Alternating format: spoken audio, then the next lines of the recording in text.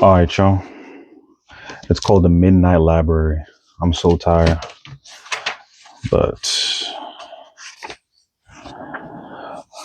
I'm gonna read some. So, all right, I'm gonna read from the beginning. All right. So it says by Matt Haig, international best-selling author of How to Stop Time, New York Times bestseller, The Midnight Library. It's a dazzling novel about all the choices that go into a life well lived. Between life and death, there is a library. Up until now, Nora Seed's life has been full of misery and regret. She feels she has let everyone down, including herself, but things are about to change. When she finds herself in the Midnight Library, she has a chance to make things right. The books in the Midnight Library enable Nora to live as if she had done things differently. Each one contains a different life, a possible world in which she made different choices and played out in an infinite number of ways, affecting everyone she knew as well as many people she never met. With the help of an old friend, she can now undo every decision she regrets as she tries to work out her perfect life. Yeah, that ain't gonna happen. But things aren't always what she imagined they'd be, and soon her choices place the library and herself in extreme danger. Before time runs out, she must answer the ultimate question: what is the best way to live?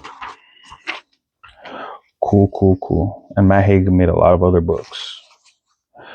To all the healthcare workers and the care workers, thank you.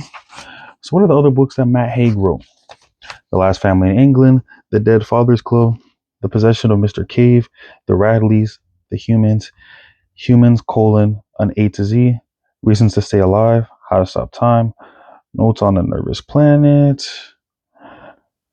for Children, The Runaway Troll, Shadow Forest, To Be a Cat, Echo Boy, A Boy Called Christmas, The Girl Who Saved Christmas, Father Christmas and Me, damn, he loves Christmas. The Truth Pixie Goes to School. Cool, cool, cool. So Sylvia Plath made a quotation. She said, I can never be all the people I want and live all the lives I want. I can never train myself in all the kinds I want.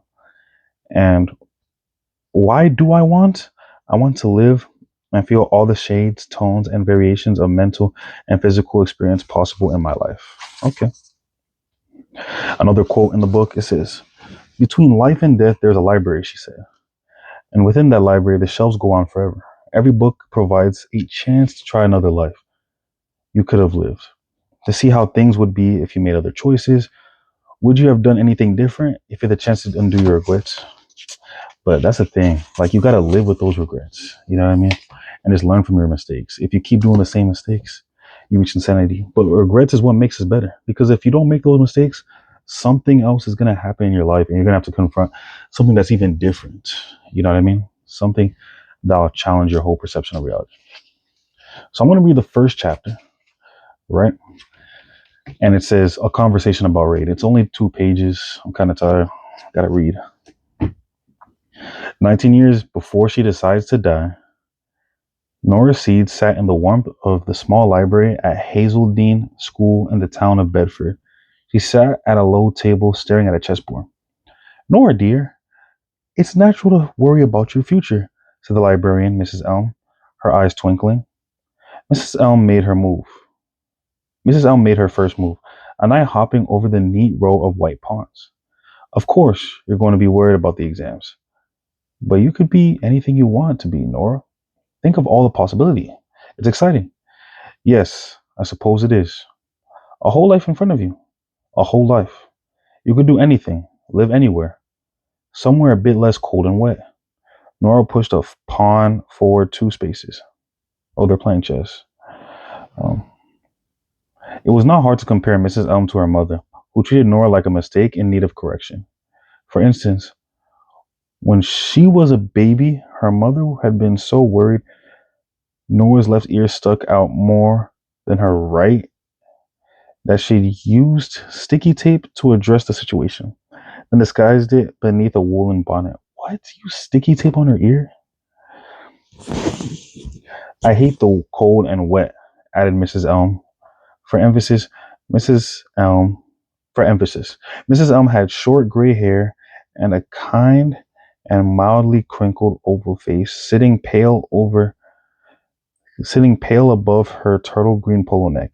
She was quite old, but she was also the person most on Nora's wavelength in the entire school. And even on days when it wasn't raining, she would spend her afternoon break in the small library.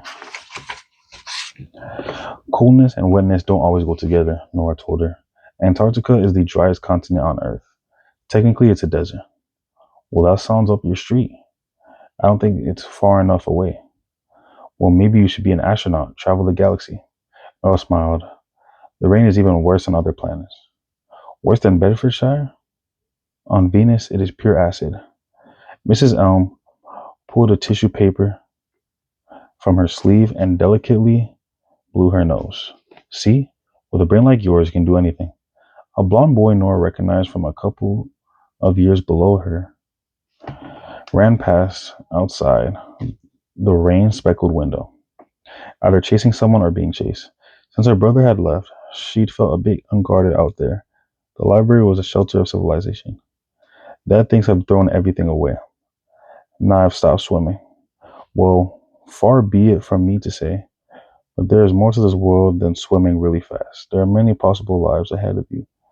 Like I said last week, you could be a glaciologist. I've been researching, and there was then the phone rang. What is a glaciologist? You study glaciers or something? Glaciologist. What is a glaciologist? Oh, they study glaciers and other phenomena involving ice. How ice forms, how ice melts, how ice moves, and how ice interacts with the environment. Gotcha. 1 minute, said Mrs. Elm softly. I better get that.